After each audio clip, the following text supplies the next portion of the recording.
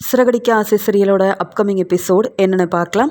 மீனா முத்து முன்னாடி நான் தலை நிமிர்ந்து வாழ்ந்து காமிக்கணும் அப்படின்னு நினச்ச விஜயா எல்லார்கிட்டையும் நானும் நல்ல பேர் வாங்கணும், நல்ல மாமியார் தான் இந்த விஜயான்னு எல்லாருமே என்னை பெருமையாக பேசணும். அப்படிலாம் நடந்தா என் வீட்டுக்காரர் என்னை விட்டு கொடுக்காம அவரும் என்னை பாராட்டி பேசுவார்ல, அப்போ தானே எல்லாரும் வீட்டில் உள்ள எல்லாரும் என்னை நல்ல மாமியார்னு சொல்லுவாங்க. அதுக்காக நான் என்ன வேணாலும் செய்வேன் அப்படின்னு விஜயா நினைக்கிறாங்க. அண்ணாமலை சொன்னதுக்கு இப்படியெல்லாம் செய்யணும்னு நினச்சி அங்கே நிறைய பேருக்கு சாப்பாடெல்லாம் கொடுத்து உதவி செய்யணும் அப்படின்னு விஜயா மனசு மாறுறாங்க.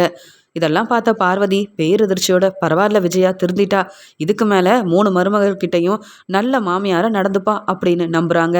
எப்பயும் போல் விஜயாவும் ரொம்ப சீக்கிரமாக பார்வதியை கூட்டிகிட்டு வெளியில் கிளம்புறாங்க.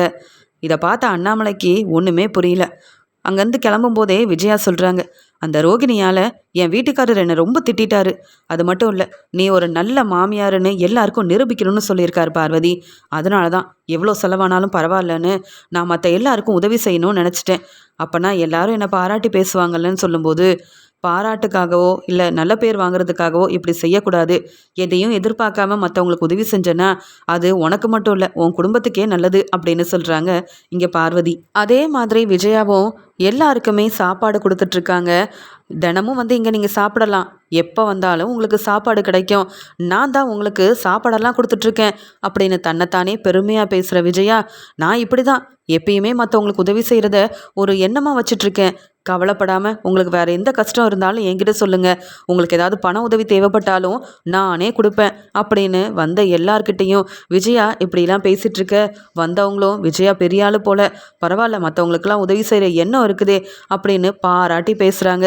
உடனே பாத்தியா பார்வதி, எல்லாரும் என்னை பாராட்டி பேசுகிறாங்கன்னா அப்போ நான் எவ்வளோ பெரிய ஒரு வேலை செஞ்சுருக்கேன். என்னை பற்றி புரிஞ்சுக்காமல் என் வீட்டுக்காரர் என்ன பேச்சு பேசிட்டாரு. அந்த முத்துவும் மீனாவும் தான் எல்லாருக்கும் உதவி செஞ்சு நல்ல ஒரு எண்ணத்தோடு இருக்காங்க. நீ ஒரு நல்ல மாமியாரே இல்லை, நீ திருந்தணும் அப்படி இப்படின்னு பேசிட்டாங்க தெரியுமா.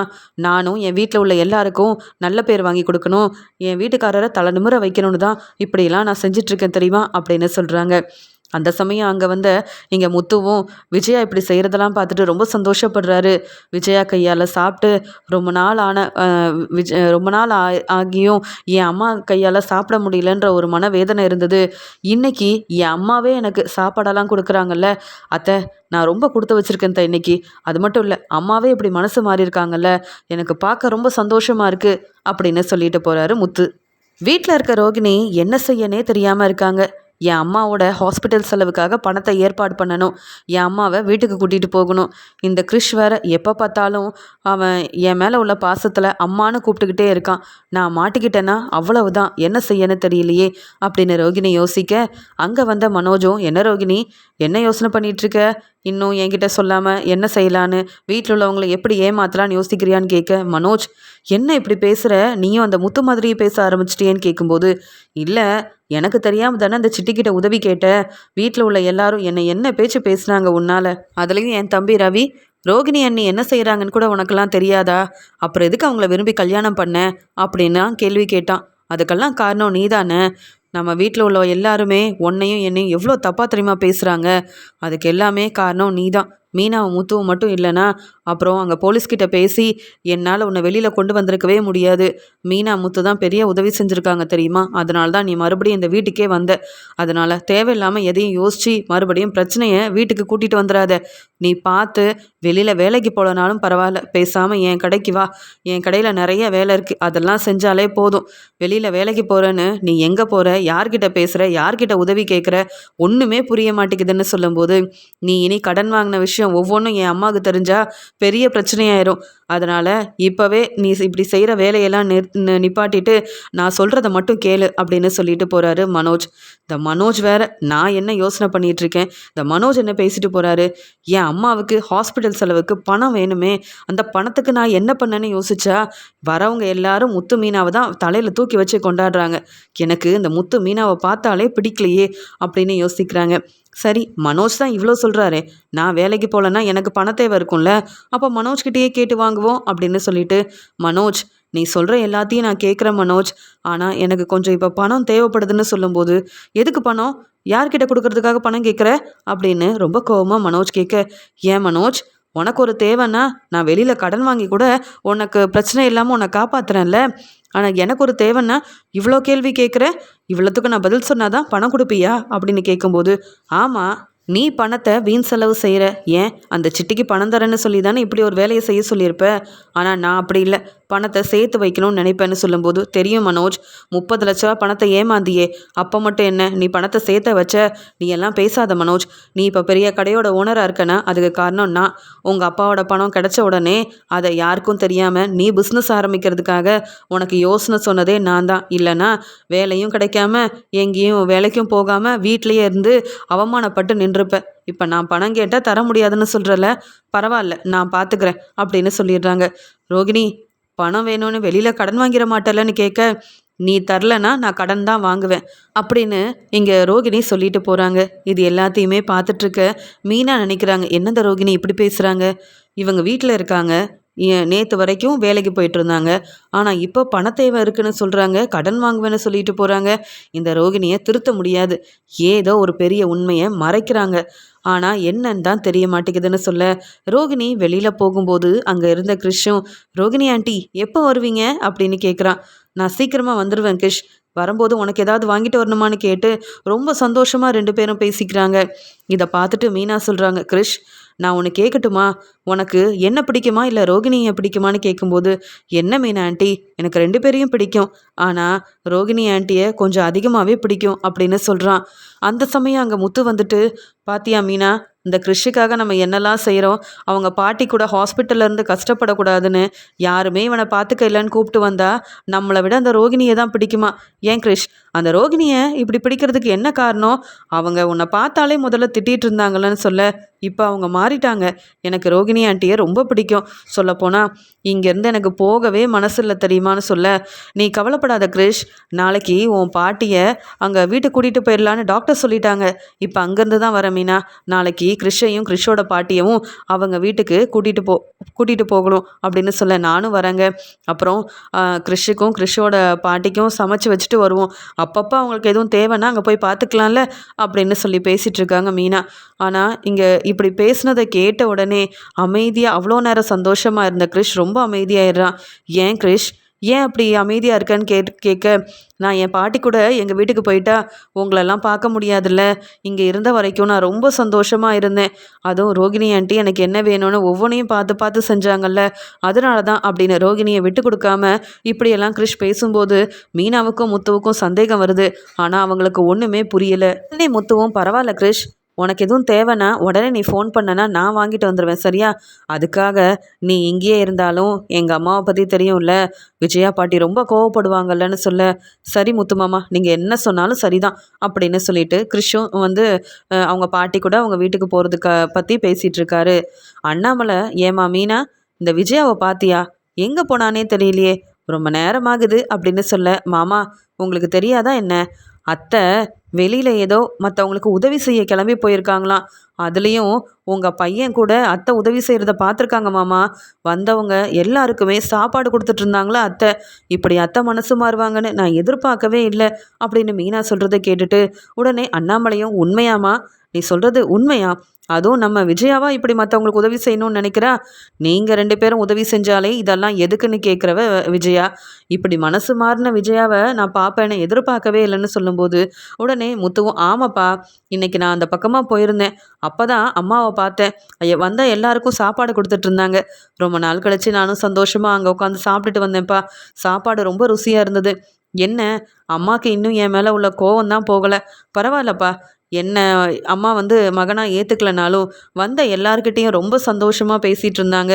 உங்களுக்கு எந்த உதவியாக இருந்தாலும் என்கிட்ட கேளுங்க, பண உதவி கூட நான் செய்வேன்னு சொன்னாங்கப்பா, அம்மா இப்படி மனசு மாறுவாங்க நான் நினைக்கவே இல்லை, ஏன்பா நீங்கள் எதுவும் அம்மா கிட்ட பேசுனீங்களான்னு கேட்க அண்ணாமலை சொல்கிறாரு, ஆமாம் முத்து, எத்தனை நாள் தான் ஒரு நல்ல மாமியாராகவே இல்லாமல் வீட்டில் இருக்க மருமகளை மதிக்காமல் இந்த இப்படி தேவையில்லாத பிரச்சனை செஞ்சுக்கிட்டே இருப்பா, இந்த டான்ஸ் கிளாஸ்லாம் வேண்டாம், மற்றவங்கக்கிட்ட நீ நல்ல பேர் வாங்கணும், அதன் மூலமாக நாங்கள் எல்லாரும் உன்னை பார்த்து சந்தோஷப்படணும் அப்படின்னு சொன்னேன், அதான் இப்படி மனசு மாறி இருப்பாளாக இருக்கும், எப்படியோ விஜயா திருந்தனா சந்தோஷம் தானே அப்படின்னு விஜயா செய்கிற இந்த நல்ல விஷயம்லாம் இங்கே அண்ணாமலைக்கு தெரிய வர இப்படி வீட்டில் எல்லாரும் பேசிகிட்டு இருக்காங்க. மீனாவோட அம்மாவும் அருணோட அம்மாவும் அதே கோயிலுக்கு போயிருக்காங்க. அங்கே இங்கே விஜயா பார்வதின்னு எல்லாருக்கும் சாப்பாடு கொடுத்துட்ருக்கிறத பார்த்துட்டு, சம்மந்தி மீனாவோட மாமியார் தான் இவங்கன்னு சொல்ல, எனக்கு தான் தெரியுமே, நான் பார்த்துருக்கேனே. ஆனால் இவங்க கிட்ட பேசினா நமக்கு தான் பிரச்சனை வரும். நம்ம வந்தது கோயிலுக்கு, நம்ம பூஜையெல்லாம் முடிச்சுட்டு கிளம்புவோமே அப்படின்னு அருணோட அம்மா சொல்கிறாங்க. அதுக்குடனே மீனாவோட அம்மா, இல்லை பார்த்துட்டு பார்க்காத மாதிரி போனால் அப்புறம் அதுக்கும் ஏதாவது மீனா கிட்ட போய் தேவையில்லாமல் பேசி பிரச்சனை செய்வாங்க. நான் போய் பார்த்துட்டு வரேன், நீங்கள் வரீங்களான்னு கேட்க, நீங்கள் போகும்போது நான் மட்டும் வராமல் இருந்தால் எப்படி அப்படின்னு அருணோட அம்மாவும் இங்கே மீனாவோட அம்மாவும் அங்கே விஜயா ரொம்ப சந்தோஷமாக மற்றவங்க கிட்ட பேசிகிட்டு இருக்கிறது, அவங்க சாப்பாடு கொடுக்கறதெல்லாம் பார்த்துட்டு பேச போகிறாங்க. இவ்வளோ உதவி செய்கிறவங்க மீனாவோட அம்மாவை பார்த்த உடனே ரொம்ப கோவமா, பார்வதி இவங்க எதுக்கு இங்கே வந்தாங்களாம், என்ன வேணும்னு நீ கேளு பார்வதின்னு சொல்கிறாங்க. உடனே பார்வதி, விஜயா நீ மனசு மாறினா மட்டும் போதாது, உன் குணமும் மாறணும், நல்ல குணம் உனக்கு வரணும் அப்படின்னு சொல்ல, நான் என்ன செஞ்சேன், இவங்க எதுக்கு என்ன பார்க்க வந்தாங்கன்னு தான் கேட்டேன், வேணும்னா உட்காந்து சாப்பிட்டு போ சொல்லு, இவங்க கிட்டலாம் பேச எனக்கு விருப்பம் இல்லை அப்படின்னு சொல்ல, உடனே அருணோட அம்மா, நீங்கள் நல்லா இருக்கீங்களான்னு கேட்டு போக தான் வந்தோம், ஆனால் இத்தனை பேருக்கு நீங்கள் சாப்பாடு கொடுத்துட்ருக்கிறத பார்த்துட்டு எங்களுக்கு ரொம்ப சந்தோஷம், நீங்கள் மனசு மாறிட்டீங்கன்னு நினச்சி பேச வந்தோம், ஆனால் என்ன நீங்கள் இப்படி பேசுகிறீங்க சம்மந்தியன்னு கேட்க, சம்மந்தியா, யாருக்கு யார் சம்மந்தி, உங்களுக்கு வேணால் அவங்க சம்மந்தியாக இருக்கலாம், அவங்களுக்கு நீங்கள் சம்மந்தியாக இருக்கலாம், நான்லாம் யாருக்கும் சம்மந்தி இல்லை, இவங்க என்ன பெரிய பணக்கார வீட்டில் இருந்தால் வந்திருக்காங்க சம்மந்தின்னு கூப்பிட்டு உட்கார வச்சு உபசரிக்கிறதுக்கு, நான் ஏன் வேலையை பார்த்துட்ருக்கேன், நீங்கள் கோயிலுக்கு வந்தால் உங்கள் வேலையை தானே பார்க்கணும் அப்படின்னு சொல்லி இங்கே விஜயா கேட்குறாங்க. உடனே அருணோட அம்மா, இதுக்கு தான் தேவையில்லாமல் இவங்ககிட்ட பேச வேண்டான்னு சொன்னேன், நீங்கள் தான் கேட்காம வந்தீங்க அப்படின்னு மீனா அம்மா கிட்ட சொல்கிறாங்க. இல்லைங்க, பார்த்துட்டு பார்க்காம போனால் அதுக்கும் பிரச்சனை செய்வாங்க, இவங்கள பற்றி உங்களுக்கு தெரியாதுன்னு சொல்கிறாங்க. எனக்கா இந்த விஜயாவை பற்றி தெரியாது, ரொம்ப நல்லா தெரியும். நான் என்னவோ நினைக்கிறேன், மற்றவங்க கிட்ட நல்ல பேர் வாங்குறதுக்காக இப்படி எல்லாருக்கும் சாப்பாடெல்லாம் கொடுத்துட்ருக்காங்க, ஆனால் இவங்க மனசு மாறவும் இல்லை, திருந்தவும் இல்லை. இப்படிப்பட்டவங்களுக்கு என்றைக்கும் பெருசாக இதன் மூலமாக எந்த ஒரு நல்ல பலனும் கிடைக்க போகிறதே கிடையாது அப்படின்னு சொல்ல, என்ன பேசுகிறீங்க நீங்கள், நான் மற்றவங்களுக்கு நல்லது செய்யணும்னு நினைக்கிறேன், எனக்கு பிடிக்காதவங்கள பார்க்க எனக்கு விருப்பம் இல்லை, நீங்கள் கிளம்புறீங்களா, வந்துட்டு என்னென்னவோ பேசிகிட்டு இருக்கீங்க, என்ன பார்வதி இவங்க எல்லாரும் இப்படி பேசிகிட்டு இருக்காங்கன்னு கேட்கும்போது, விஜயா நீ என்ன சொன்ன, மற்ற எல்லாரும் என்னை பாராட்டணும், அதுக்காக நான் மனசு மாறி நான் திருந்தி இந்த வேலையை செய்கிறேன்னு சொன்னியே, உன் சம்மந்திக்கிட்டேயே இப்படி பேசுகிறியே, அப்புறம் எப்படி நீ திருந்திருக்க முடியும், என் ஃப்ரெண்டுக்கிட்ட கூட உன்னை பற்றி சொல்லியிருக்கேன், எல்லார் முன்னாடி உன்னை பாராட்டி பேச போகிறாங்க, ஆனால் நீ இப்படி இருந்தனா அப்புறம் உன்னை பற்றின உண்மை தெரிஞ்சிடும், யாரும் உன்னை பெருமையாக பேச மாட்டாங்க, அதனால் நீ கொஞ்சம் பொறுமையாக இரு அப்படின்னு சொல்லும்போது, இங்கே மீனாவோட அம்மா, இல்லை சம்மந்தி உங்களை பார்க்க தான் வந்தோம், ஆனால் நீங்கள் இப்படி பேசுவீங்கன்னு நினைக்கல, இங்கே என் பொண்ணு மீனா கிட்ட எப்படி பேசுகிறீங்களோ அதே மாதிரி தான் என் குடும்பத்தில் உள்ள யாரையும் மதிக்கவே மாட்டேங்கிறீங்க, ஆனால் சீதாவோட மாமியார் உங்களை மாதிரி இல்லை, அவங்க சீதாவை தலையில் தூக்கி வச்சு கொண்டாடிட்டு இருக்காங்க, அவ்வளோ நல்லா என் பொண்ணை பார்த்துக்கிறாங்க, எப்படியோ மீனாக்கு நீங்கள் மாமியாராக கிடைச்ச மாதிரி சீதாவுக்கு அந்த ஒரு பிரச்சனை இல்லை, ரொம்ப நல்ல மாமியார் சீதாவுக்கு கிடச்சிருக்காங்க, பொண்ணு மாதிரி தன்னுடைய சொந்த பொண்ணு மாதிரி இங்கே வந்து சீதாவை பார்த்துக்கிறாங்க, நீங்கள் மட்டும் ஏன் சம்மந்தி இப்படி இருக்கிறீங்க, எனக்கு என்ன வேணாலும் பிரச்சனை தாங்க, ஆனால் மீனாவை எதுவுமே வந்து எந்த பிரச்சனையும் செய்யாமல் பார்த்துக்கிட்டா போதும், சரி நாங்கள் கிளம்புறோம் அப்படின்னு பார்வதி கிட்ட சொல்லிட்டு மீனாவோட அம்மா அங்கேருந்து கிளம்புறாங்க.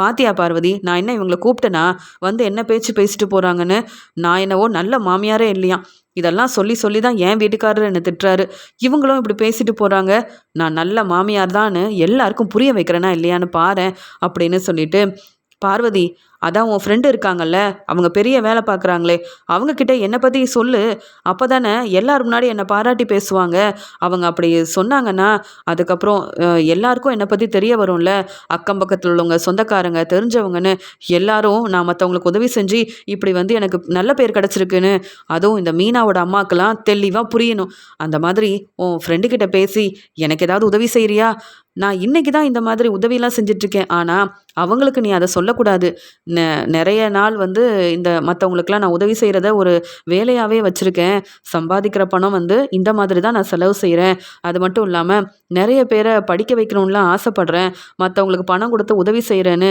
என்னை பற்றி நீ ஏதாவது நல்ல விதமாக சொல்லி எனக்கு உதவி செஞ்சால் நல்லா இருக்கும்ல அப்படின்னு விஜயா சொல்கிறாங்க. அதே மாதிரி அங்கே வந்து பார்வதிக்கு தெரிஞ்சவங்களும் விஜயா கிட்ட வந்து பேசுகிறாங்க, எனக்கு நீங்கள் செய்கிற உதவியெல்லாம் பார்க்க அவ்வளோ சந்தோஷமாக இருக்குது, இப்போல்லாம் யாரும் இப்படி உதவி செய்கிறதில்ல, பரவாயில்ல, நீங்கள் டான்ஸ் கிளாஸ் தானே வச்சு நடத்திட்டு இருந்தீங்கன்னு நான் கேள்விப்பட்டேன்னு சொல்ல, ஆமாம் இப்போ அதெல்லாம் நான் செய்யலை, சம்பாதிக்கிற பணம் எல்லாமே என்கிட்ட இருக்கிற பணத்தை மற்றவங்களுக்கு உதவி செய்யணுன்ற ஒரு எண்ணத்தில் தான் நான் இப்படி செஞ்சிட்ருக்கேன். இன்னும் நீங்கள் உங்களுக்கு தெரிஞ்சவங்க யாராவது இருந்தால் சொல்லுங்கள், நான் பணம் கொடுத்து கூட உதவி செய்ய தயாராக இருக்கேன்னு சொல்கிறாங்க. அது மட்டும் இல்லை, நீங்கள் வேறு என்னெல்லாம் செஞ்சுருக்கீங்கன்னு கேட்க, மீனாவோட வீட்டில் பிரச்சனைன உடனே மீனாவுக்கு என் பையனை கல்யாணம் பண்ணி வச்சு மீனாக்கு வாழ்க்கையே கொடுத்துருக்கேன் அப்படின்லாம் பொய் சொல்ல ஆரம்பிக்கிறாங்க. பொய் சொல்லியாவது இவங்க கிட்ட நல்ல பேர் வாங்கணும், அதன் மூலமாக வீட்டில் உள்ள எல்லாரும் என்னை ரொம்ப மதிக்கணும், அப்போ தான் என் வீட்டுக்காரர் இனி நீ நல்ல மாமியாரே இல்லைன்னு சொல்ல மாட்டாரு. அது மட்டும் இல்லை, தெரிஞ்சவங்க எல்லாரும் என்னை பெருமையாக பேசுவாங்கல்ல, அப்போ வீட்டில் உள்ள எல்லாரும் சந்தோஷப்படுவாங்கல்லன்னு தேவையில்லாமல் நிறைய பொய் சொல்ல ஆரம்பிக்கிறாங்க விஜயா. இதெல்லாம் நான் தான் செஞ்சேன், செய்யாததை செஞ்சதா சொல்லி அந்த அம்மாவை ஏமாற்றி நல்ல பேர் வாங்கணும் அப்படின்ற மாதிரி விஜயாவும் திட்டம் போட்டுட்ருக்காங்க. இதை பார்த்து பார்வதி நினைக்கிறாங்க, கண்டிப்பாக விஜயா ஒரு நாள் பொய் சொன்னதுக்கு வசமாக மாட்டிக்க போகிறா. ஆனால் விஜயாவுக்கு உதவி செஞ்சு நானும் இதில் மாட்டிக்க கூடாது அப்படின்னு இங்கே பார்வதி நினைக்கிறாங்க. காலையில் சீக்கிரமாக கிறிஷை இன்னைக்கு ஸ்கூலுக்கெல்லாம் கூட்டிகிட்டு போக வேண்டாம் அப்படின்னு நினச்ச மீனாவும், மாமா இன்னைக்கு கிறிஷையும் கிறிஷோட பாட்டியவும் அவங்க வீட்டில் கூட்டிகிட்டு போய் விட்டுட்டு வந்துடுறோமே அப்படின்னு சொல்ல, நல்லதுமா, இத்தனை நாள் கிறிஷை நல்லா பார்த்துக்கிட்டீங்க. கிறிஷ் இனி தினமும் ஸ்கூலுக்கு வரணும், நல்லா படிக்கணும், பாட்டிக்கு எந்த பிரச்சனையும் செய்யக்கூடாது, நீ தான் பாட்டியை பார்த்துக்கணும். உங்கள் அம்மாவுக்கு ஃபோன் பண்ணனா சீக்கிரமாக பாட்டியை பாருங்கம்மா அப்படின்னு சொல்லணும், சரியா அப்படின்னு சொல்கிறாங்க. தாத்தா, உங்களெல்லாம் விட்டுட்டு என் வீட்டுக்கு போக எனக்கு பிடிக்கவே இல்லை தாத்தா, இருந்தாலும் நான் போய் தானே ஆகணும்னு சொல்லும்போது, அப்பப்போ நானும் உன் வீட்டுக்கு வரேன் கிரேஷ், நீயும் இங்கே வரலாம், இது உன்னுடைய வீடு மாதிரி தான் அப்படின்னு சொல்கிறாரு அண்ணாமலை. சரி தாத்தா, நான் போயிட்டு வரேன் அப்படின்னு சொல்கிறாங்க. ஒவ்வொருத்தர்கிட்டையும் கிறிஷ் போயிட்டு நான் கிளம்புறேன், நான் போயிட்டு வரேன்னு சொல்கிறாங்க. அங்கே விஜயாவும் உட்காந்துட்ருக்காங்க. இங்கே மனோஜ் எந்த பதிலும் சொல்லாமல் இருக்கார்.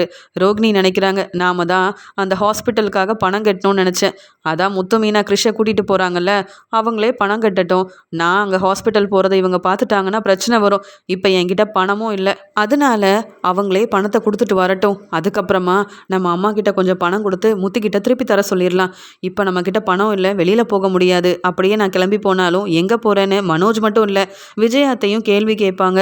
இப்போ தான் எனக்கு வந்த பிரச்சனைக்கும் ஒரு முற்றுப்புள்ளி வச்சுருக்குறோம் அப்படின்னு ரோகிணி யோசிக்கிறாங்க. இங்கே விஜயா கிட்ட போய், பாட்டி நான் என் வீட்டுக்கு கிளம்புறேன் பாட்டின்னு சொல்ல, நீ சீக்கிரமாக கிளம்பு, நீ வந்ததுலேருந்து பிரச்சனைக்கு மேலே பிரச்சனை, எப்போ தான் இந்த வீட்டிலேருந்து கிளம்பி போவியோன்னு நினச்சேன், இன்றைக்கி தான் முத்து மீனாவுக்கு உன்னை கூட்டிகிட்டு போகணும்னு தோணியிருக்கு போல. முத்து, மீனா, இன்னைக்கு இந்த பையனை கூட்டிகிட்டு போயிட்டு திரும்பி கூட்டிகிட்டு வந்துட மாட்டீங்கல்ல? ஏன் கேட்குறேன்னா, யாருக்காவது ஒரு உதவினா உடனே நீங்கள் என்னை பற்றி யோசிக்கிறதில்ல, என்கிட்ட கேட்குறதில்ல, நீங்களா ஒரு முடிவெடுத்து வீட்டுக்கு கூட்டிகிட்டு வந்துடுறீங்க பிரச்சனையை. போதும், நீங்கள் செஞ்ச வரைக்கும் போதும், இந்த பையனை அவங்க பாட்டி வீட்டில் விட்டுட்டு நீங்கள் அதுக்கப்புறம் உங்கள் வேலையை பாருங்கள், சரியா அப்படின்னு சொல்லும்போது ஒவ்வொருத்தர்கிட்டையும் போயிட்டு வரேன்னு சொல்லிட்டு ரோகிணியவே பார்த்துட்டு அங்கேருந்து கிளம்புறான் கிறிஷ். உடனே ரோகிணியும், அழாம நீ கிளம்பு, நான் உன்னை பார்ப்பேன் அப்படின்னு மெதுவாக சொல்கிறாங்க. சரிம்மா, என்னை பாருங்கம்மா, இத்தனை நாள் உங்கள் கூடவே இருந்தேன், சந்தோஷமாக இருந்தது, இப்போ இங்கேருந்து போகவே எனக்கு பிடிக்கலமான்னு சொல்ல, கிறிஷ் இப்போ அழுது என்னை மாட்டி விட்டுறாத, நான் தான் உன் அம்மான்னு தெரிஞ்சா அவ்வளவுதான், இங்கே இருக்கிற எல்லாரும் உன் கூடவே என்னை அப்படியே அனுப்பி வச்சிருவாங்க, அதெல்லாம் நடக்கக்கூடாது கிறிஷ், நான் தான் வருவேன்ல பாட்டியை பார்க்கறதுக்கு, நீ போயிட்டு வா கிறிஷ் அப்படின்னு சொல்லி அனுப்பி வைக்கிறாங்க. இதை பார்த்துட்டு ஸ்ருதி கேட்குறாங்க, ரோகிணி பெருசாக நீங்கள் அந்த கிறிஷுக்கு எதுவுமே செய்யலை, ஆனால் கிறிஷ் உங்ககிட்ட மட்டும் ஏன் இவ்வளோ பாசமாக இருக்கான்? வீட்டிலேருந்து கிளம்பும்போது எங்ககிட்டலாம் போயிட்டு வரேன்னு சொன்னவன் உங்ககிட்ட மட்டும் கிறிஷ் ஏன் இவ்வளோ நேரம் நின்று பேசுகிறான்? என்னன்னு தெரியல, வர வர கிறிஷுக்கு உங்களை ரொம்பவே பிடிக்குது அப்படின்னு சொல்ல, ஆமாம் கிறிஷ் ரொம்ப சின்ன பையன்ல, அதனால தான் அப்படின்னு சமாளிக்கிறாங்க ரோகிணி. எல்லாரும் அவங்கவுங்க வேலைக்கு போகிறாங்க. அந்த சமயம் அண்ணாமலை கிட்ட விஜயா சொல்கிறாங்க, ஏங்க நான் ரொம்ப சந்தோஷமாக இருக்கேன்னு சொல்லும்போது, விஜயா நீ எல்லாருக்கும் உதவி செய்ய ஆரம்பிச்சிட்டல்ல, நீ மனசு மாறிட்டல்ல, அதான் இவ்வளோ சந்தோஷமாக இருக்குன்னு சொல்கிறாங்க. ஆனால் எனக்கு கொஞ்சம் பணம் வேணுங்க அப்படின்னு கேட்க, எதுக்கு உனக்கு பணம்னு கேட்கும்போது, ஏங்க தினமும் மற்றவங்களுக்கு உதவி செய்யணும், அதுக்கு பணம் இருந்தால் தானங்க சாப்பாடு ஏற்பாடெல்லாம் செய்ய முடியும், என்னை நம்பி எத்தனை பேர் வராங்க தெரியுமா, நான் தான் எத்தனை பேர் வந்தாலும் இங்கே உங்களுக்கு சாப்பாடு கிடைக்கும், நான் தான் இந்த ஏற்பாடெல்லாம் செஞ்சுருக்கேன்னு எல்லார்கிட்டையும் சொல்லியிருக்கேங்க, ஏதோ என்கிட்ட இருந்த பணத்தை வச்சு 2 நாள் எல்லாருக்கும் சாப்பாடு கொடுத்துட்டேன், தினமும் சாப்பாடு கொடுத்தாதாங்க என்னை பாராட்டி பேசுவாங்க, நான் ஒரு நாள் கொடுக்கலனாலும் வந்தவங்க ஏமாந்து தானே போவாங்க, அதனால தான் நீங்கள் சேர்த்து வச்சுருக்க பணத்துலேருந்து எனக்கு கொஞ்சம் பணம் கொடுங்களேன் அப்படின்னு கேட்குறாங்க. நீ நல்ல விஷயத்துக்காக கேட்குற, அதனால் பணம் கொடுக்குறேன். ஆனால் இதை வச்சு நீ யாரையும் ஏமாற்றக்கூடாது, பொய் சொல்லக்கூடாது, நேர்மையாக இருக்கணும், உண்மையாக இருக்கணும். இந்த நல்ல பேர் வாங்குறதுக்காக மற்றவங்கள ஏமாத்துறது, பொய் சொல்கிறதுலாம் ரொம்ப தப்பு, புரியுதுல்ல அப்படின்னு சொல்கிறாங்க. இல்லைங்க, நான் யாரையும் ஏமாற்ற மாட்டேங்க, நான் உண்மையை மட்டும்தாங்க பேசுவேன், நீங்கள் கொடுக்க வேண்டிய பணத்தை கொடுங்களேன் அப்படின்னு சொல்லி அங்கே வந்து எல்லாருக்கும் சாப்பாடு கொடுக்கணும், நல்லது செய்யணும்னு சொல்லி அண்ணாமலை கிட்ட இருந்தும் பணத்தை வாங்குறாங்க விஜயா. எப்பயும் போல முத்துவும் மீனாவும் இங்கே கிறிஷை வந்து அந்த அவங்க பாட்டி இருக்கிற ஹாஸ்பிட்டல் கூட்டிகிட்டு போகிறாங்க. ஹாஸ்பிட்டலுக்கு தர வேண்டிய பணத்தெல்லாம் கொடுத்துட்டு கிறிஷையும் கிறிஷோட பாட்டியவும் அங்கேருந்து கூட்டிகிட்டு போகிறாங்க வீட்டுக்கு. அப்போ மீனா கேட்குறாங்க, ஏமா நீங்கள் இத்தனை நாள் வந்து இங்கே இருந்தீங்களே, உங்கள் பொண்ணு ஏன் வந்து உங்களை பார்க்கல? இல்லை, உங்ககிட்ட ஃபோன் இருக்குது, உங்கள் பொண்ணுக்கு நீங்கள் ஃபோன் பண்ணி சொல்லவே இல்லையா இப்படி நீங்கள் ஹாஸ்பிட்டலில் இருக்கிறதா அப்படின்னு சொல்லும்போது, சொன்னால் மட்டும் அவள் என்ன வரவா போகிறா அப்படின்னு நினச்சிட்டு, என் பொண்ணோட நிலமை உங்களுக்கு தெரியாதுமா, இங்கே வந்துட்டு கொஞ்ச நாளைக்கு முன்னாடி தான் வேலைக்கு போனா, மறுபடியும் அவளை கூப்பிட்டா அப்புறம் வேலை இல்லைன்னா எங்களை எப்படிம்மா பார்த்துக்க முடியும், அதான் இங்கே நடக்கிற எதையும் என் பொண்ணுக்கிட்ட சொல்கிறதில்ல, ஆனால் அவள் கண்டிப்பாக வருவா மாமீனா, எங்களுக்கு உதவி செய்ய வருவா அப்படின்னு சொல்கிறாங்க. நீங்கள் தாம்மா உங்கள் பொண்ணை நம்புறீங்க, ஆனால் கிறிஷ் தன்னுடைய அம்மாவை பார்க்கணுன்னு எவ்வளோ பாசத்துக்காக அவன் கஷ்டப்பட்டுட்ருக்கான்னு உங்களுக்கு புரியவே இல்லைல்ல அப்படின்னு சொல்லும்போது, என்னம்மா செய்கிறது, என் பொண்ணோட நிலமை அப்படி இருக்குது, இங்கே கிறிஷோட நிலமை இப்படி இருக்குது, என்ன சொல்கிறதுன்னு தெரியல. எப்படியோ உங்கள் நல்ல மனசால் நீங்கள் இத்தனை நாள் என்னை பார்த்துக்கிட்டது மட்டும் இல்லாமல் கிறிஷையும் ரொம்ப நல்லா பார்த்துக்கிட்டீங்க. கிறிஷ் நல்லா சாப்பிடவே ரொம்ப அடம் பிடிப்பான், ஆனால் மீனா நீ பக்கத்தில் இருக்க, உங்களுக்கு எவ்வளோ பிரச்சனை வந்தாலும் அதுலேயும் கிறிஷை பார்த்துக்கிட்டீங்கல்ல, எனக்கு ரொம்ப சந்தோஷமாக இருக்குது. நான் தான் உங்கள் நல்ல மனசை புரிஞ்சுக்காம அப்பப்போ ரொம்ப அவமானப்படுத்தியிருக்கேன், அதெல்லாம் பெருசாக எடுத்துக்காதீங்க. இப்போ கூட என்னை வீட்டுக்கு கூட்டிகிட்டு போகிறதுன்னு அங்கே ஹாஸ்பிட்டல் செலவுன்னு எல்லாத்தையும் நீங்கள் தானே பார்த்துக்கிட்டீங்க. முத்து தம்பி, உங்கள் மனசு வேறு யாருக்குமே வராது அப்படின்னு சொல்லி கிறிஷோட பாட்டி பேசிகிட்டு இருக்காங்க. பரவாயில்லம்மா, நீங்கள் எதுக்கும் கவலைப்படாதீங்க மீனா, முதல்ல அவங்களுக்கு ஏதாவது சமைச்சு கொடு, அவங்க சாப்பிடட்டும், நானும் அப்படியே சவாரிக்கு கிளம்பணும்னு சொல்ல மீனா வந்து சமைச்சிட்டு இருக்காங்க. அவங்க வீட்டில் கூட்டிகிட்டு போய் விட்டுட்டு கிறிஷ்கிட்ட உட்காந்து பேசிகிட்டு இருக்காரு முத்து. அந்த சமயம் பக்கத்தில் யார் இருக்கா கிறிஷ்னு கேட்க, அவங்களா, அவங்க தான் இந்த வீட்டோட ஓனர் அப்படின்னு சொல்ல, அப்படியா அப்படின்னு கேட்குறாங்க. ஏன் கிறிஷ், உங்கள் அம்மா கிட்ட நீ எப்போ பேசுவ அப்படின்னு கேட்க, எப்பயாவது எங்கள் அம்மா ஃபோன் பண்ணுவாங்க, அப்போ தான் பேச முடியும். எங்கள் அம்மாவை நீங்கள் பார்த்ததில்லல்ல அப்படின்னு கேட்க, ஆமாம், உங்கள் அம்மாவை பார்த்ததே இல்லை, பார்த்தா அவங்கள நான் சும்மா விட மாட்டேன், நல்லா திட்டணும்னு வச்சுருக்கேன்னு சொல்லும்போது, வேண்டாம் முத்து மாமா, என் அம்மா ரொம்ப பாவம் அப்படின்னு பேசிகிட்டு இருக்காங்க. சரி, நான் வெளியில் கொஞ்ச நேரம் நிற்கிறேன்னு அங்கே போக வீட்டோட ஓனரும் வராரு. அந்த சமயம்தான், நீ யாருப்பா அப்படின்னு முத்துவை பார்த்து கேட்க, இல்லை, இங்கே கிறிஷும் கிறிஷோட பாட்டியும் இருக்காங்கல்ல, அவங்க ஹாஸ்பிட்டலில் இருந்தாங்க, நான் தான் கூட்டிகிட்டு வந்து விட வந்தேன், நானும் அவங்க சொந்தக்காரங்க மாதிரி தான் அப்படின்னு சொல்ல, அப்படியா, அவங்க பொண்ணே இந்த பக்கம் வரவே இல்லை, வீட்டுக்கு வாடகை பணமும் தரவே இல்லை, நீங்கள் சொந்தக்காரங்கன்னு சொல்கிறீங்க, அவங்க அம்மாவுக்கு ஃபோன் பண்ணி கொஞ்சம் வாடகை பணத்தையாவது தர சொல்லலாம்ல, வீட்டுக்காக பணம் தராமல் அவங்க அம்மாவையும் கவனிக்காமல் இருந்தால் நாங்கள் யார்கிட்ட பணத்தை கேட்க முடியும்? நீங்கள் கிறிஷோட சொந்தக்காரங்கன்னு சொன்னதால தான் இதெல்லாம் நான் சொல்ல வேண்டியதாக இருந்தது தம்பி, தப்பாக நினைக்காதீங்கன்னு சொல்லும்போது, இல்லை சார் பரவாயில்ல, எவ்வளோ வாடகைன்னு சொல்லுங்கள், நானே இந்த பணத்தை கொடுத்துட்றேன்னு சொல்லும்போது, இல்லைப்பா, அந்த ரோகிணி வரட்டும், அவங்க வந்து பணத்தை தரட்டும், நீங்கள் நான் சொன்னதை மட்டும் சொல்லிடுங்கன்னு சொல்ல, யார், ரோகிணியா அப்படின்னு கேட்கும்போது, ஆமாம், கிறிஷோட அம்மா பேர் ரோகிணி தானே, என்ன நீங்கள் சொந்தக்காரங்கன்னு சொல்கிறீங்க, கிறிஷோட அம்மா பற்றி உங்களுக்கு தெரியாதா அப்படின்னு கேட்க, இல்லை தெரியும், ஆனால் ரோகிணின்னு தெரியாதுன்னு சொல்லும்போது, பேர் தெரியாதா என்ன அப்படின்னு கேட்டுட்டு போகிறாரு.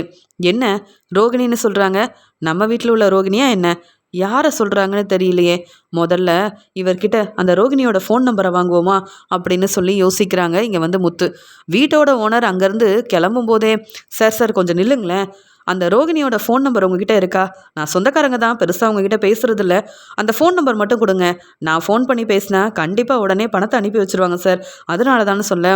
ஏன்பா, நீ உண்மையாகவே சொந்தக்காரங்களா, ஃபோன் நம்பர் கூட இல்லைன்னு சொல்கிற, சரி நான் தரேன் அப்படின்னு ரோகிணியோட ஃபோன் நம்பரை இங்கே வந்து முத்துக்கிட்டேயும் கொடுக்குறாரு. அப்புறம் நான் ஃபோன் பண்ணால் அவங்க எடுத்து பேச மாட்டேங்கிறாங்கப்பா, அதையும் சொல்லு அந்த ரோகிணிக்கிட்ட அப்படின்னு சொல்லிட்டு போக, சரி வீட்டில் போய் பேசுவோம், இப்போதைக்கு எந்த பிரச்சனையும் வேண்டாம் அப்படின்னு சொல்லிட்டு இங்கே முத்துவுக்கு சந்தேகம் அதிகமாகுது. உடனே அங்கே கிறிஷும், முத்துமாமா இங்கே வாங்க, மீனாத்தை உங்களை கூப்பிட்றாங்க அப்படின்னு சொல்லிட்டு உள்ளே கூப்பிட, ஏதோ ஒரு பிரச்சனை இருக்குது, ஒருவேளை ரோகிணி கிறிஷோட அம்மாவாக இருக்க நிறைய வாய்ப்பு இருக்குது, இந்த வீட்டோட ஓனரும் அப்படி தான் பேசிட்டு போகிறாரு, உண்மை என்னன்னு கண்டுபிடிக்கணும் அப்படின்னு வீட்டுக்குள்ளே போன முத்துவும் ஏதாவது ரோகிணியை பற்றின ஆதாரம் கிடைக்குதான்னு பார்க்க ஆரம்பிக்கிறாரு. இவ்வளோ நேரம் இங்கே தான் இருந்திருக்கோம், இதை யோசிக்காமல் இருந்துட்டேனே. நம்ம வீட்டுக்கு வந்ததுலேருந்து கிறிஷ் மீனா கிட்ட பேசினதை விட ரோகிணி கிட்ட தான் ரொம்ப நேரம் பேசிகிட்டு இருந்திருக்கான். அதே மாதிரி ரோகிணி யாருக்கும் உதவி செய்யாதவங்க, கிறிஷுக்கு தேவையானதெல்லாம் பார்த்து பார்த்து வாங்கி கொடுத்துருக்காங்க. வீட்டிலேருந்து வெளியில் வரும்போது கூட ரோகிணி கிட்ட தானே ரொம்ப நேரம் பேசிட்டு வந்தான் அந்த கிறிஷ். ஒருவேளை ரோகிணி தான் இந்த கிறிஷோட அம்மாவா அப்படின்னு சந்தேகம் அதிகமானதால் எல்லா இடத்துலையும் போய் பார்க்க ஆரம்பிக்கிறாரு. வீட்டில் ஏதாவது ஒரு ஆதாரம் கிடைக்காமையா இருக்கும் அப்படின்னு. அப்போ தான் பக்கத்து ரூமில் கிறிஷும் ரோகிணியும் ஒன்றா இருந்த ஃபோட்டோ கிடைக்குது முத்துவுக்கு. அதை பார்த்த முத்து பேரதிர்ச்சியோட, என்னது இது, ரோகிணின்னு வீட்டோட ஓனர் சொன்னார், ஆனால் நம்ம வீட்டில் இருக்க ரோகிணி தானா அப்படின்னு எனக்கு சந்தேகம் வந்தது. இந்த ரோகிணியோட ஃபோட்டோ எப்படி இவங்க வீட்டில் இருக்க வாய்ப்பு இருக்குது அப்படின்னு கையில் எடுத்து பார்க்குறாரு முத்து. அவருக்கு சந்தேகம் அப்போ தெளிவாயிருது. அப்போ ரோகிணி வேறு யாரும் இல்லை, கிறிஷோட அம்மா தான். அந்த ஒரு பாசத்துலேயும் உரிமையிலையும் தான் கிறிஷ் ரோகிணிக்கிட்ட ரொம்ப பேசிக்கிட்டே இருந்திருக்கான். அந்த வீட்டை விட்டு வெளியில் வர முடியாத ஒரு காரணமும் ரோகிணி மட்டும்தான். ரோகிணி கூடவே இருக்கணும்னு கிறிஷ் ஆசைப்பட்டிருக்கான். ஆனால் ரோகிணி தன்னுடைய வாழ்க்கைக்காக பெரிய பொய் சொல்லியிருக்காங்க போல அப்படின்னு சொல்லி முத்து புரிஞ்சுக்கிறாரு. அந்த ஃபோட்டோவை ஆதாரமாக எடுத்து வச்சுக்கிறாரு முத்து. நல்ல வேளை இன்னைக்கு ரோகிணியோட அம்மாவை இந்த வீட்டுக்கு கூட்டிகிட்டு வந்தோம், அதனால தான் உண்மை என்னென்னு தெரிய வந்தது. அதுலேயும் இந்த வீட்டோட ஓனர் ரோகிணியை பற்றி சொல்ல ரோகிணியாக இருக்குமோன்னு சந்தேகப்பட்டேன். இப்போ எனக்கு உண்மை ரொம்ப தெளிவாக புரிஞ்சிருச்சு. அப்போ ரோகிணிக்கு ஏற்கனவே கல்யாணம் ஆயிருக்கு. இந்த உண்மையை ஏன் மறைச்சி மனோஜை கல்யாணம் பண்ணிக்கணும்? இந்த பார்லலமாக வர வர பொய் சொல்கிறாங்கன்னு நினச்சா இவ்வளோ பெரிய பொய் சொல்லி ஏமாற்றுவாங்கன்னு நான் எதிர்பார்க்கவே இல்லையே. இது தெரியாமல் மீனா வேற அங்கே வீட்டு வேலை எல்லாத்தையும் செஞ்சிட்ருக்கா இங்கே உட்காந்து அப்படின்னு சொல்லிட்டு, மீனா நம்ம கிளம்பலாம் மீனான்னு சொல்கிறாங்க. உடனே ரோகிணியோட அம்மாவும், முத்து தம்பி இப்போ தானே வந்தீங்க, அதுக்குள்ளே கிளம்பணும்னு சொல்கிறீங்களேன்னு சொல்லும்போது, இல்லைம்மா எனக்கு வெளியில் கொஞ்சம் வேலை இருக்குது, அதான் உங்களை கூப்பிட்டு வீட்டில் விட்டுட்டோம்ல, கிறிஷ் நல்லா பார்த்துக்கோங்க அப்படின்னு சொல்ல, உடனே மீனாவும், என்னங்க ஆச்சு உங்களுக்கு, ஏன் இவ்வளோ கோவமாக பேசுகிறீங்க, நீங்கள் தானே என்னை சமைச்சு கொடுக்க சொன்னீங்க, உடனே வீட்டுக்கு கிளம்பணும்னு சொன்னால் எப்படிங்க, பாவம் கிறிஷோட பாட்டின்னு சொல்ல, என்ன மீனா செய்ய சொல்கிற, யாருமே நம்மளை நம்புற மாதிரி நடந்துக்க மாட்டேங்கிறாங்க, எல்லாரும் நம்மளை ஏமாத்திருக்காங்கன்னு சொல்ல, இங்கே கிறிஷுக்கு ஒன்றுமே புரியல. கிறிஷோட பாட்டி யோசிக்கிறாங்க, முத்து ஏன் இவ்வளோ கோவப்படுறாருன்னு சொல்லும்போது, இவங்களுக்கு ஏற்கனவே ரொம்ப முடியாமல் இருக்காங்க, இவங்கக்கிட்ட கேள்வி கேட்டு இவங்க மனசை வேதனைப்படுத்தக்கூடாது, அப்படியே நம்ம கேட்டாலும் ரொம்ப அழுவாங்க, உண்மையை மறுபடியும் மறைக்கணும்னு பார்ப்பாங்க, இவங்கக்கிட்ட பேசுகிறத விட அந்த பார்லலம்மா கிட்ட போய் கேள்வி கேட்கணும், அவங்கள சும்மா விடக்கூடாது அப்படின்னு முத்து ரொம்ப கோவமாக அங்கேருந்து கிளம்ப, உடனே மீனாவும், சரிம்மா நீங்கள் கிறிஷை பார்த்துக்கோங்க, நான் இன்னொரு நாள் உங்களை பார்க்குறேன் அப்படின்னு முத்து கூடயே பதட்டமாக அங்கேருந்து மீனா கிளம்புறாங்க. காரில் வரும்போதே மீனா முத்துக்கிட்ட கேள்வி கேட்டுக்கிட்டே வராங்க. ஏங்க இவ்வளோ கோவமாக என்னை அங்கேருந்து கூப்பிட்டு வந்தீங்க, ஹாஸ்பிட்டல் செலவாக இருக்கட்டும், ஹாஸ்பிட்டல்லேருந்து கிறிஷோட பாட்டியை கூப்பிட்டு வந்ததுன்னு ஒவ்வொன்றையும் நம்ம தானே பார்த்து பார்த்து செஞ்சோம், இப்போ இப்படி அவங்க முன்னாடியே என்னை பேசி கூப்பிட்டு வந்ததுன்னா அவங்க எவ்வளோ மனசு வேதனைப்பட்டிருப்பாங்க. அந்த கிறிஷோட அம்மாவுக்கு தான் அவங்க அம்மா மேலே அக்கறை இல்லை, நாமளும் அப்படி நடந்துக்க முடியுமான்னு சொல்ல, கிறிஷோட அம்மா என்னைக்கு இவங்கள பார்க்க வரமாட்டாங்க, ஏன்னா அக்கறை இல்லாதவங்க தான் அந்த கிறிஷோட அம்மானு சொல்ல, கிறிஷோட அம்மாவை பற்றி ரொம்ப தெரியுது, அவங்கக்கிட்ட என்ன பேசியிருக்கீங்களான்னு மீனா கேட்க, ஆமாம் தினமும் நம்ம அவங்கக்கிட்ட பேசிட்டு தான் இருக்கோம், கிறிஷோட அம்மா யாருன்னு நினைக்கிற, வேறு யாரும் இல்லை, நம்ம வீட்டில் இருக்கிற ரோகிணி தான் அப்படின்னு முத்து சொல்கிறாரு. எப்படிங்க உங்களுக்கு தெரியும், நீங்கள் சொல்கிறது உண்மையா அப்படின்னு மீனா பேரதிர்ச்சியோட கேட்க, ஆமாம் மீனா, இவங்க வீட்டு ஓனரை பார்த்தேன், அப்போ தான் இவங்க பொண்ணை பற்றி கேட்டேன், அவங்களும் வேறு யாரும் இல்லை ரோகிணி தானே சொல்ல, நான் அவங்க சொந்தக்காரங்கன்னு சொன்னதுனால ரோகிணிக்கிட்ட சொல்லி வீட்டு வாடகை பணத்தை தர சொல்லுங்கன்னு சொன்னாங்க, நானும் அவங்க ஃபோன் நம்பர் என்கிட்ட இல்லை கொடுக்குறீங்களான்னு உண்மையை கண்டுபிடிக்கிறதுக்காக கேட்டேன், அவர் கொடுத்த ஃபோன் நம்பரை பார்த்த உடனே எனக்கே பேரதிர்ச்சி ஆயிடுச்சு, அது நம்ம வீட்டில் இருக்க அந்த பார்லலம்மாவோட ஃபோன் நம்பர் தான், சரி வீட்டில் போய் நம்ம பேசிக்கலான்னு அமைதியாக இருந்தேன், அது மட்டுமா இவ்வளோ தூரம் வந்துட்டோம், உண்மையை கண்டுபிடிக்காமல் கிளம்பக்கூடாதுன்னு தான் அந்த ரூமில் அப்படி ஏதாவது ஆதாரம் இருக்கான்னு பார்த்தேன், அங்கே கிறிஷ் கூட இங்கே ரோகிணியோட அம்மானு எல்லாரும் ஒன்றா இருக்கிற ஃபோட்டோ இருந்தது, அதை பார்த்ததுக்கப்புறம் ரொம்ப தெளிவாக தெரிஞ்சிருச்சு ரோகிணி தான் கிறிஷோட அம்மானு, வேணும்னா இந்த ஃபோட்டோவை பாரு அப்படின்னு அந்த ஆதாரத்தை எடுத்து மீனா கிட்ட காமிக்க, ஆமாங்க இந்த ஆதாரத்தை பார்த்தா தெளிவாக தெரியுதுங்க, எப்படிங்க இந்த ரோகிணி இவ்வளோ பெரிய பொய்யெல்லாம் சொல்லி ஏமாற்றிருக்காங்க, இப்போ கூட இந்த கிறிஷோட பாட்டி நம்மக்கிட்ட உண்மையை சொல்லலை பார்த்தீங்களான்னு சொல்லும்போது, எப்படி சொல்லுவாங்க, தான் பொண்ணு வாழ்க்கை நல்லா இருக்கணும்னு நினைக்கிறாங்க, ஆனால் கிறிஷை பற்றி யாருமே யோசிக்கல, கிறிஷ் எவ்வளோ பாவம், ஒரே வீட்டில் இருந்தும் ரோகிணிக்கிட்ட பேச முடியாமல் எவ்வளோ கஷ்டப்பட்டான், இன்றைக்கி அங்கேருந்து கிளம்பி வரும்போது கூட ரோகிணிக்கிட்ட போய் நிறைய நேரம் பேசிகிட்டு இருந்தான், நீ கவனிச்சில்ல, நம்மளை விட ரோகிணி மேலே கிறிஷ் அவ்வளோ பாசம் வச்சுருக்கான். ஆனால் அந்த பார்லர் அம்மாவுக்கு ரோகிணிக்கு அவங்க அம்மாவை பற்றின அக்கறையும் இல்லை, கிறிஷ் மேலே உண்மையான பாசமும் இல்லை. தான் வாழ்க்கை நல்லா இருக்கணும்னு தன்னுடைய சந்தோஷத்தை பற்றி மட்டுமே பார்லலமாக யோசிக்கிறாங்க. இவ்வளோ பெரிய உண்மை தெரிஞ்சிருக்கு. இனி எப்படி சும்மா இருக்க முடியும்? வீட்டுக்கு போன உடனே அம்மாக்கிட்டேயும் அப்பாக்கிட்டேயும் ரோகிணி யாருன்ற உண்மையே சொல்லணும். இப்படி பொய் சொல்லி எதுக்கு மனோஜை கல்யாணம் பண்ணீங்கன்னு நானே கேள்வி கேட்கணும்னு சொல்கிறாங்க. ஏங்க மறுபடியும் ஒரு பிரச்சனையா? இந்த ரோகிணியை இப்போ தாங்க போலீஸ்கிட்ட பேசி கூப்பிட்டு வந்திருக்கோம். மறுபடியும் ஏன் தான் ரோகிணி இப்படி செய்கிறாங்களோ? ஏங்க அந்த ரோகிணி திருந்தவே மாட்டாங்களா அப்படின்னு மீனாவுக்கு கோபம் வருது. அதை கேள்வியாக கேட்போம். திருந்தலைன்னா அவங்களையும் கூப்பிட்டு வந்து கிறிஷ் கூட இதே வீட்டில் விட்டுருவோம், அவ்வளவு தானே. இப்போ கிறிஷோட அம்மா எங்கே இருக்காங்க அப்படின்னு தெரிஞ்சிருச்சு. கிறிஷோட பாட்டி எங்கே இருக்காங்கன்னு தெரியும். 2 பேரையும் கிறிஷையும் இந்த ரோகிணி பிரிஞ்சு இருக்கக்கூடாது. ரோகிணி தப்பு செஞ்சது உண்மை, பொய் சொன்னது உண்மை. அப்புறம் என்ன, அவங்கள இங்கேயே அனுப்பிடுவோம். கிறிஷாவது நிம்மதியாக இருக்கட்டும், சந்தோஷமாக இருக்கட்டும். தன்னுடைய அம்மா கூட இருந்தால் கிறிஷ் ரொம்பவே சந்தோஷமாக இருப்பான்ற நம்பிக்கை எனக்கு இருக்குது. ஆனால் அந்த ரோகிணி செஞ்ச ஒவ்வொரு விஷயத்துக்கும் அந்த ரோகிணியை நான் சும்மா விட போகிறதே இல்லை அப்படின்னு சொல்லிட்டு முத்து ரொம்பவே கோவமாக வீட்டுக்கு கிளம்பி போகிறாரு.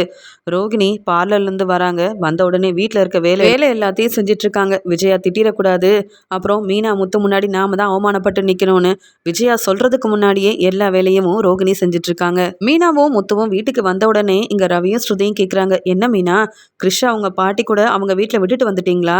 கிறிஷ் பாவம் நம்ம கூடயே இருந்திருக்கலாம் அப்படின்னு சொல்கிறாங்க. ஆமாம், நம்ம கூடயே இருந்தால் நல்லா தான் இருந்திருக்கும். ஆனால் இங்கே இருக்கிற எல்லாரும் ரொம்ப ஏமாத்திட்டு இருக்காங்க. கிறிஷ் இங்கே இருக்கிறத விட அவங்க பாட்டி கூட இருக்கிறது தான் ரொம்ப நல்லது அப்படின்னு மீனா சொல்கிறாங்க. உடனே விஜயாவும், என்ன விட்டுட்டு வந்துட்டீங்களான்னு கேட்க, ஆமாத்த, அவன் அவங்க பாட்டி கூட தான் இருக்கான்.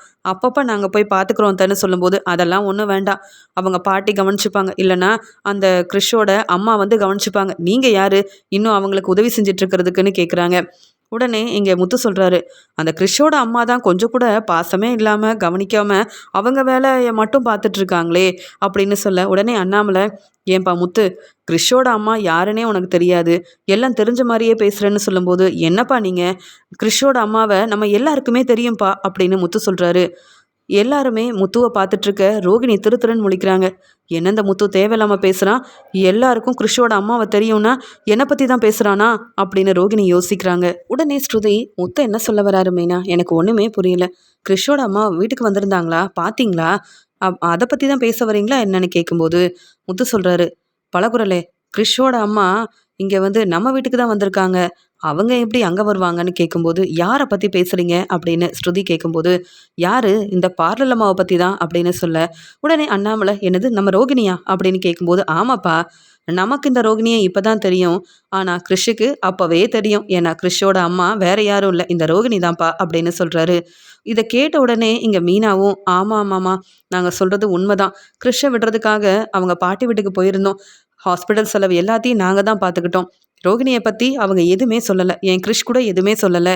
ஆனால் கிறிஷ் ரோகிணி கிட்ட பேசுறது, இந்த வீட்டை விட்டு அங்கே கிளம்பும் போது கூட ரோகிணியை பார்த்து அழுதுகிட்டே கிளம்புனதுன்னு, இதெல்லாம் பார்க்க எங்களுக்கு சந்தேகம் வந்தது. ஆனால் உண்மை என்னன்னு புரிஞ்சுக்க முடியல.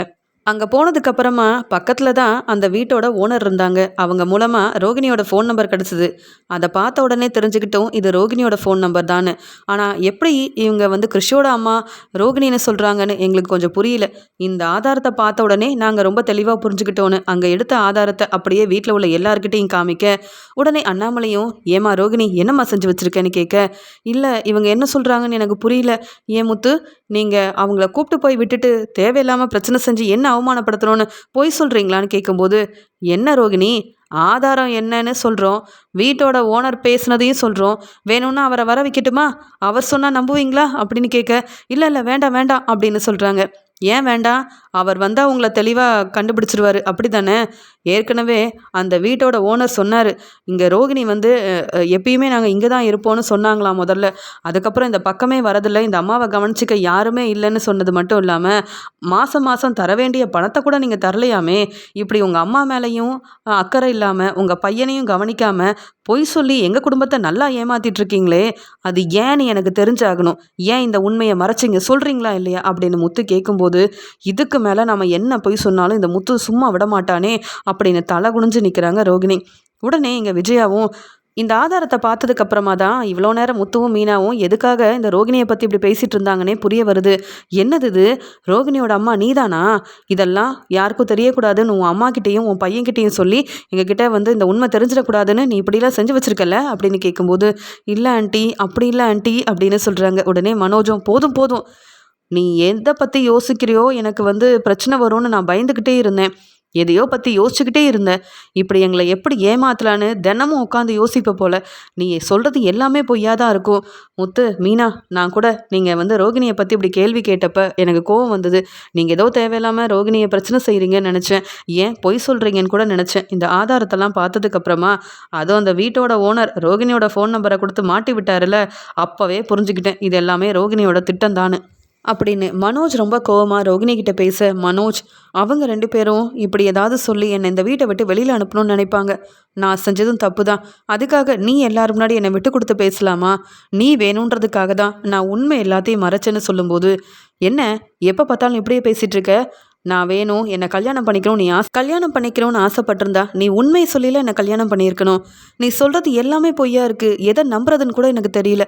அப்படி இருக்கும்போது நீ இந்த வீட்டில் இருந்தால் இன்னும் எனக்கு என்னென்ன பிரச்சனை வருமோ, எப்படிலாம் நீ என்னை ஏமாத்துவியோன்னு எனக்கு ரொம்ப பதட்டமாகவே இருக்குது அப்படின்னு மனோஜ் சொல்லும்போது, இங்கே விஜயா சொல்கிறாங்க, ஏண்டி உண்மையை மறைச்ச? உனக்கு ஏற்கனவே கல்யாணம் ஆயிருக்குன்னா உன் குடும்பத்தை பார்த்துக்கிட்டு உன் வேலையை பார்க்காம ஏன் பொய் சொல்லி மனோஜை கல்யாணம் பண்ணது மட்டும் இல்லாமல் இந்த குடும்பத்தை இன்னும் அவமானப்படுத்திக்கிட்டே இருக்க? உண்மையை சொல்றியா இல்லையா? இதில் முத்து மீனா செய்கிறது எல்லாமே தப்புன்னு வேற சொல்லிட்டு இருக்க.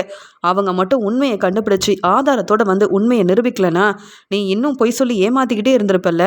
அவங்க இதுலேயும் ஆதாரத்தை கொண்டு வரலனா இந்த முத்து மீனாவும் பொய் சொல்கிறாங்கன்னு சொல்லி முத்துவும் மீனாவும் சொல்கிறது எல்லாமே பொய் தான் அப்படின்னு நீ எங்களை பேசி சமாளிச்சிருப்ப.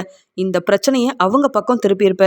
அதுக்கப்புறம் நான் மீனாவை திட்டிக்கிட்டே இருக்க வேண்டியதான். உன்னை நம்புற மாதிரி நம்பி நாங்கள் ஏமாந்து போய் நிற்க வேண்டியதான். அப்படி தானே அப்படின்னு கேட்க, இல்லை ஆண்டி கோவப்படாதீங்க, நான் எதுக்காக அப்படி சொன்னேன் தெரியுமா? ஏன் இந்த பொய் சொன்னேன், ஏன் மறைச்சேன்னு நீங்கள் முதல்ல என்கிட்ட கேளுங்க ஆண்டி அப்படின்னு சொல்ல, இதுக்கு மேலே உன்கிட்ட கேட்க என்ன இருக்குது?